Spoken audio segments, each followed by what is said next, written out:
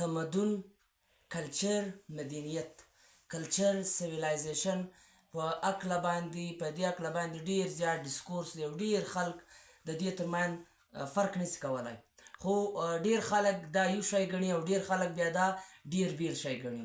د ډېرو خلکو دا نظر دی چې کلتور یو سپیسیفیک د خلکو تر یو سپیسیفیک خلکو یو محدود شی دی، اور دغه چې دی تهذیب چې دی هغه یو پراخ او پراخ کچې باندې دی.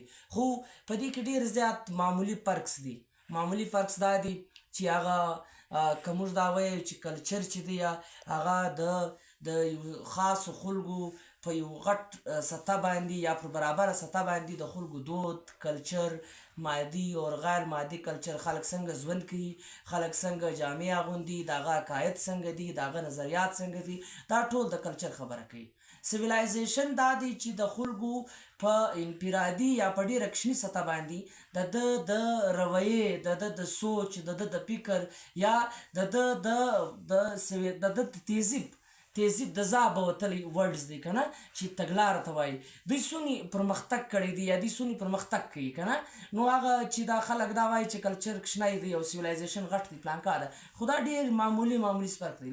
تمدن بیا دا دی چې دا له مدنیته وتلی دی، له مدینه لکه ښار دا چې دی پرمختللي ودانۍ او پرمختللي انفراسټرکچر چې د په مادي کم کلچر چې دی په دا کې ډېر زیات ښاري سي او ډېر زیات پرمختګ وکړي. د دې معنا مدن مطلب دا دی چې پرمختګ کول، ترقي وکړي.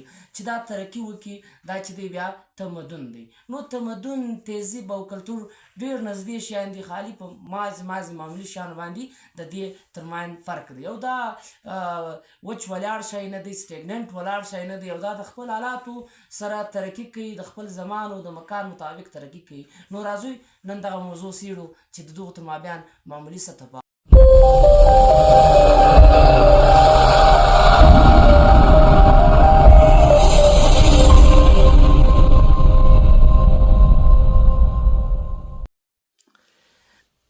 سلامونه ملګرو، جوړ په خیر. د کلچر اینډ سیویلایزیشن، د تمدن او تهذیب یا د تهذیب او تمدن په هکله ډېر بلا مجلسونه دي او په دې هکله ډېر بیل نظرونه دي. څوک تهذیب یو رنګه بیانوي، څرګندوي، او څوک تمدن بل رنګه بیانوي. نو نن دغه موضوع څېړو چې کلچر اور سیویلایزیشن په منځ کې څه فرق دی. آیا کلچر او سیویلایزیشن دوه بیل شیان دي؟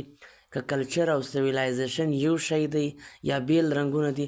په دې هکله خبره کوو. کلتور چې په انګریزي کې کلچر او په جرمن کې کلتور او په لاتیني کې کلتورا لفظ دی هغه کارول کېږي.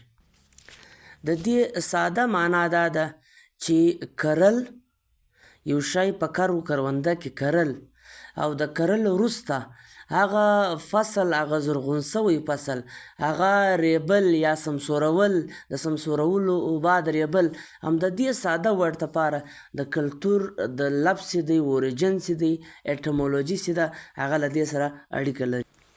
دغسې کلچر چې دی د خلکو د اجتماعي د ژوند تیرولو طریقه ته ویل کېږي. د انسانانو موډ اف لایف، یعنی څنګه دوی ژوند تیروي، یعنی ژوند د تیرولو انداز، د تیرولو دغه تورو طریقې چې دی، طریقه کار چې دی، دغه کلچر. یعنی دغه د ژوند د تیرولو طریقه چې ده، دغه طریقې چې سینه په سینه from one generation to another، له یوه نسل څخه بل نسل ته ځي، بس دغه د کلتور شکل اختیاروي. بیا کلتور داسې وچ ولاړ شی نه دی، دا ډېر فلیکسیبل دی. په دا کې اني ټایم ډېر زیات چینجز راتلی سي. اني ټایم په د دې په روایتونه چې دي هغه ماتېږي، بلکې په روایتو کې چې دي څوکه د دې بدلون راځي، مخ په وړاندې د ژوند د ضروریاتو سره مخ په وړاندې تګ کوي.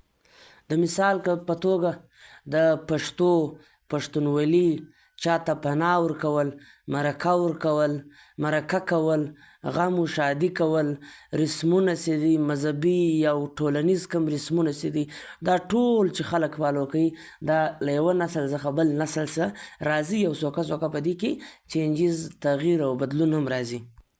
یعنی دا ټول شیان موږ که دا خبره کوو چې بیا په کلچر کې دوه شکل راځي، یو مادي شکل دی، یو غیر مادي شکل دی، یو فارمل شکل دی، یو غیر فارمل شکل دی. په ساده ټکو به دا وایو چې د دې فارمل او ان فارمل مادي، اوس موږ پر دې بیا خبره کوو چې مادي کلچر چیش دی او غیر مادي کلچر. مادي کلچر دا دی چې کوم شی، کوم اوزار چې هغه موږ په سترګو وینو، ټچ کولی سو، لیدلی سو، هر هغه شی چې دی هغه مادي کلچر دی چې په ژوند کې موږ استعمالوو. لکه زموږ لباس و، لونګۍ سوه، په کورو کې چې کوم شکل استعمالوو، د دې ټولو دغه مادي شکل چې دی دا دغه مادي شکل دی، دا فارمل شیپ دی. ان فارمل بیا دا دی چې عقاید دی، مذهب دی، رسمونه دی چې نه هغه غیر مادي کلچر برخه. دغسې که موږ د مادي کلچر، یعنی مادي کلچر چې د پرمختللی شکل څه دی چې په هغه کې اجتماعي دانش وي، تهذیب تهذیب ته وایي. اوس په ساده ټوکې که موږ دا وایو چې دغه مادي کلچر چې کله پرمختګ وکړي، مخ په وړاندې لاړ سي، اجتماعي دانش خپل کړي، نور شیان په ځان کې ګډ کړي، تهذیب بلل شوی. تهذیب موږ په ساده ټکو کارولی شو. لکه اوس ښایسته کورونه جوړول د تهذیب برخه دی، ښایستې ودانۍ جوړول، سړکونه جوړول، پراخې لارې جوړول، باغونه، باغچې جوړول، یعنی دا ټول د ترقي کم لاره چې ده، د ترقي لاره خپلول، دا تهذیب بلل کېږي.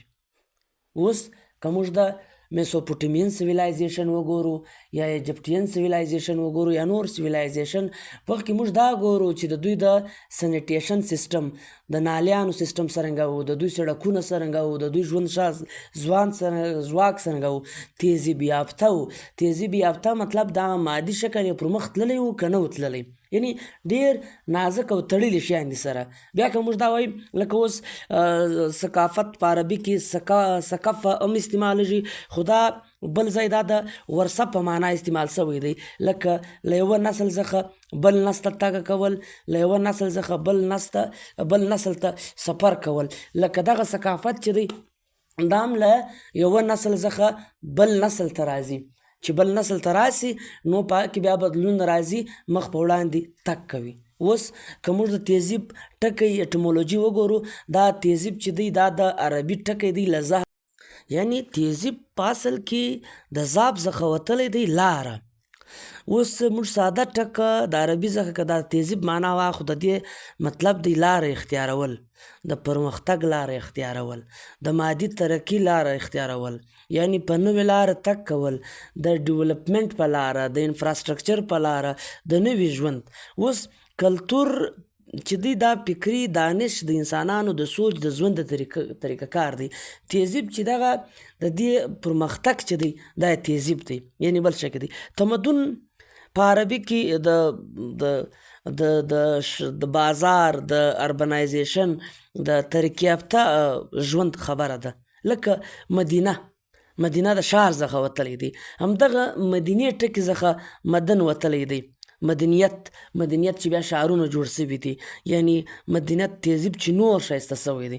اوس تهذیب د مادي ترقۍ یو پرمختللی شکل دی. صحیح سو، موږ دا وایو دغه چې دی تمدن دی، لیکن تهذیب دی. لیکن دغه چې دی مدنیت چې دی هغه بالکل ښاري ژوند، یعنی ښاري ژوند مطلب اربنایزیشن. اوس په دغه کې هم خلک فرق نشي کولی، ضروري نه دی چې خامخا به په ښار کې چې وي هغه به ډېر زیات تهذیب موجوده وي که نه. نو ښار چې دی هغه مدنیت شکل اختیاروي. په عربي کې مدنیت او تهذیب دا دوه جلا شیان دي، خو دا په خپله ډېر نږدې ټکي دي.